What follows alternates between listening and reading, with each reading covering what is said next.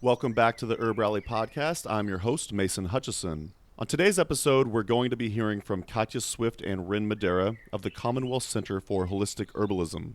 They'll be discussing what it takes to become a successful herbalist. A great place to start would be to take an apprenticeship program, and Katja and Rin offer one in Brookline, Massachusetts. For more information about their program, along with their distance learning opportunities, you can go to commonwealthherbs.com. If you're not in the Northeast and you're looking to take an herbalism apprenticeship, go to herbrally.com/schools and find one in your neck of the woods. If you're just starting out your journey, another great place to start would be to go to an herbalism event. For a complete listing of all of the herbalism events happening throughout the United States, you could go to herbrally.com/events. Thanks so much for listening to the podcast. Let us know what you think, and thanks again to Katja and Rin for sharing their wisdom. All right, without further ado, let's go find out how to become a successful herbalist. Hi, I'm Rin. And I'm Katja. And we run the Commonwealth Center for Holistic Herbalism here in Boston, Massachusetts. We're going to talk about how to be a successful herbalist. And for us, the first thing that comes to mind is by working really hard. All the time, by working way too hard. Yeah, what are we up to? About 26, 28 days a month? 28 days a month. Something like that. We run a school, we run a clinic, and we work all the time. My brother's a professional musician, and he sent me this comic that is really inspirational for us. We have it at the school, we have it all over our house. It is by Foul Language Comics, who's a really funny guy. And the one side is, how to be an artist, dance barefoot, believe in magic, be free. The other side says how to be a good artist, work longer, harder, and be more dedicated than those magical barefoot posers. And the duck here is really offended at that statement. But it's true. It's to really sustain yourself as an herbalist, if you do want to make this a career, it is a lot of work, a lot of study, and dedicating pretty much your whole life to doing this. Mm-hmm. But there's not one way to make that happen. In fact, success isn't necessarily defined as being able to employ yourself or support yourself as a full-time herbalist.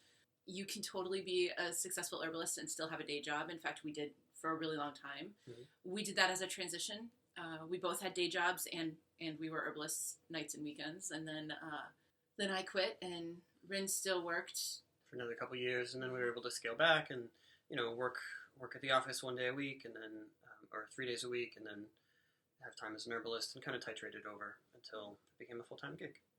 But being able to do that isn't what makes you successful. What makes you successful is the way that you grow in this path, the way that your own life changes as you do this work, and the way that you are in community with those around you, the relationships that you're building with your community, not just the humans around you, but also the plants and the animals, the dogs. Hi, Elsie.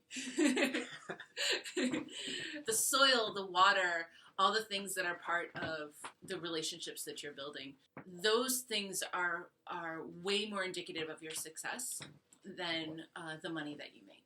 So that also means that you don't have to fit a particular model of success to be a successful herbalist.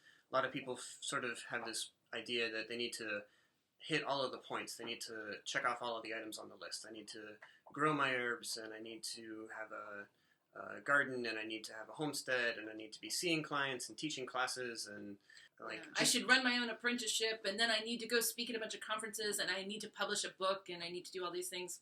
You're going to be an herbalist the way that you're going to be an herbalist. It's not going to look like anybody else's way.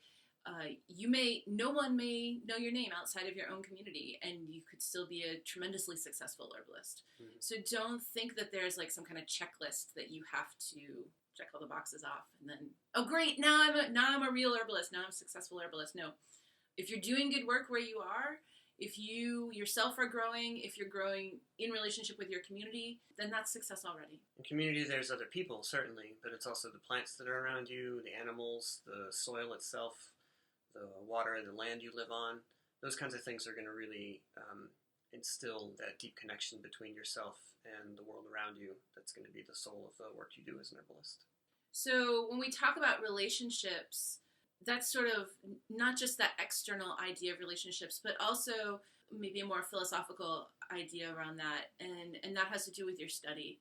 So When you're working with people, you're working with complex systems. And in order to do that, you have to be educated not just about plants and not just about, a list of ailments that people may present with, but about a whole world of things so that you can make these relationships effectively. So that's going to be studying history, studying physics, studying structural anatomy. And even other things like business and marketing and various forms of technology that you might not be familiar with or feel a little uncertain about, but they can help you, and they can help you not just to make money, but to reach people and to get ideas out there and to trade ideas between yourself and other practitioners.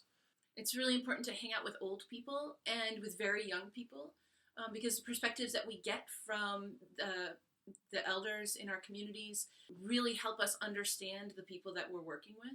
It's important to learn a language. Even if the community that you speak in is reasonably monolingual, learning another language helps you to change the way that you relate with the world or to help you find alternate ways of getting perspective on what's around you. Definitely, above all things, learn the things that you're afraid of. Learn the things that make you uncomfortable. Read everything that Pema Chodron has ever written. Do things that scare you.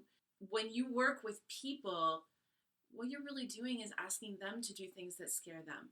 Right? If you're working with somebody who is maybe just right on that borderline with diabetes, and they're trying really hard to avoid having to be medicated, they're going to have to give up sugar, and that's going to be really uncomfortable. In our culture, that's very, very difficult. So if you're not living in a place where you're building relationships with things that make you uncomfortable, it's going to be hard for you to ask people to do things that are uncomfortable for them.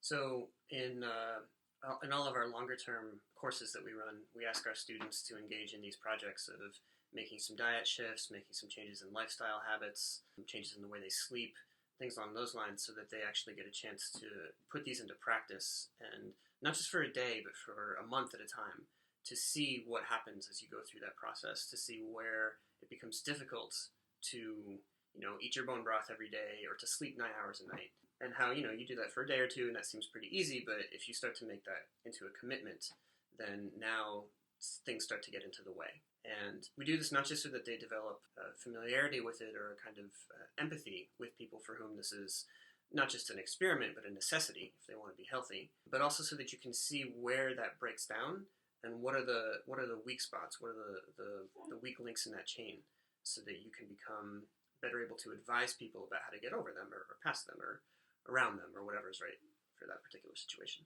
I think maybe the short way of saying this is that you should take all of your own advice. In order to practice with integrity, whatever it is that you're going to recommend that somebody else do, make sure that you've done that in your own life first, so that you know what you're really asking of them, but more importantly, so that you know how you can support them in that. You can help them understand what's going to come up. Hey, yeah, this is going to be uncomfortable, but these are going to be the benefits. When you can speak about that from a place of experience, that's your integrity. That's your authority. And that's really, really critical to being a successful herbalist. Yeah.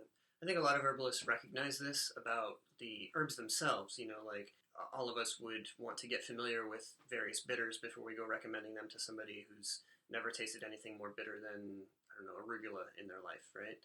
And now I want them to start working with centauri every day. We want to taste it, we want to be familiar with it. A lot of herbalists will say that they'll never recommend an herb to anybody unless they've worked with it themselves. We do that. But the point here is that this also applies to other kinds of recommendations that you would make. We talk about food a lot, about sleep and lifestyle habits and that kind of thing. Probably the subtext here is that we feel that in order to be successful as a practicing herbalist, as a consulting herbalist, you need to be looking beyond plants. You need to be looking at these other major fundamental determinants of health. And so the idea about standing in your integrity by enacting those things in your own life, that spins out to other kinds of work as well. So there you have it. It's just our advice. Your path is going to be different than our path, and maybe some of this will be helpful for you. If you have questions or feel like chatting, you can look us up. We're at commonwealthherbs.com. So maybe we'll hear from you sometime.